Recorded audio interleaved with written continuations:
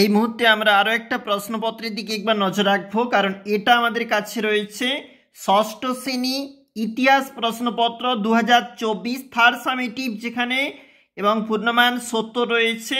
আমরা দেখব প্রশ্নপত্রটাতে ঠিক কেমন রয়েছে। এগুলো নিজেদেরকে ফিল আপ করতে হবে। একটু নিচে চলে যাচ্ছি আমরা। দেখো কি বলেছি, ইন্দো আর্য ভাষার সব থেকে পুরনো সাহিত্য। আমাদের উত্তরটা হচ্ছে ঋগ্বেদ। একলব্যের গুরু ছিল, উত্তর হবে একলব্যের গুরু ছিল দ্রোণাচার্য। 10 রাজার যুদ্ধে জয়ী হয়েছিল, উত্তর হবে সুদাস। মার্গ কথার অর্থ হচ্ছে পথ হবে, এটা পথ হবে, অর্থাৎ পরেরটা দেখো, বজ্জিদের রাজধানী ছিল বৈশালী। আর্য অর্থশাস্ত্র লেখক, উত্তর হবে কৌটিল্য। হাতিগুম্ফা শিলালেখ থেকে কার বিষয়ে জানা যায়, উত্তর হবে খারবেলের বিষয়ে। ইন্দু হলো ভারতবর্ষ। কোন অঞ্চলে শালি ধানের চাষ বেশি হতো, উত্তর হবে মগধে। কমনে রামায়ণের সর্বাধিক গুরুত্বপূর্ণ ব্যক্তিত্ব, উত্তর হবে রাবণ।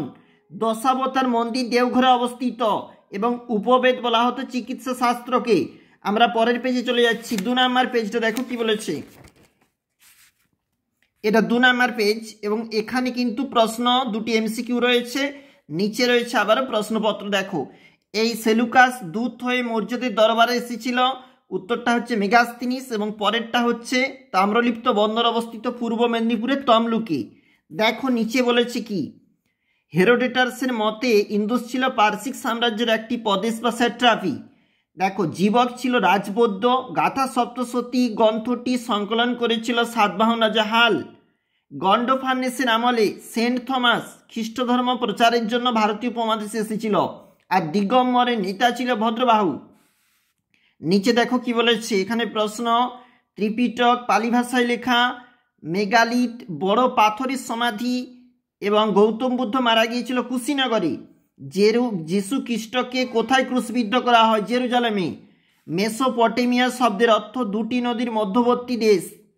এবং মিনান্দারের রাজধানী ছিল পাকিস্তানের সিয়ালকোট। মিশরের রাজাদের বলা হতো, শাসকদের বলা হতো ফেরাও। সেতু কি, গুপ্ত আমলে জলসেচের যে একটা ব্যবস্থা ছিল সেটা হচ্ছে সেতু।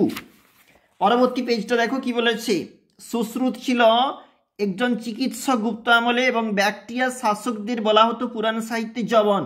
দেখো সত্য মিথ্যা বলেছে, এগুলা যেগুলো সত্য হচ্ছে বা এটা মিথ্যা মরচে পড়েনি, এটা সত্য হতো এবং এ দুটো সত্য হয়েছে। দেখো এরপরে নিচে ম্যাচটা যেটা, এটা কিন্তু 4 নাম্বার রয়েছে। দেখো কি রয়েছে এবং এখানে 2 নাম্বারের প্রশ্ন কোন কোনগুলো দেওয়া রয়েছে একবার দেখে নাও। চলে যাব আমরা ঠিক পরবর্তী যে আমাদের যে পেজটা রয়েছে, এটা পরবর্তী পেজ এবং এখানে অগ্রহার ব্যবস্থা বলা রয়েছে। ত্রিরত্ন কি, ত্রিপিটক বলতে কি বলছো, গন্ধার শিল্প সম্পর্কে লেখো। এছাড়াও আমাদের জন্য যে 5 নাম্বারের প্রশ্নগুলি রয়েছে দেখে নাও একবার কোন কোনগুলি রয়েছে।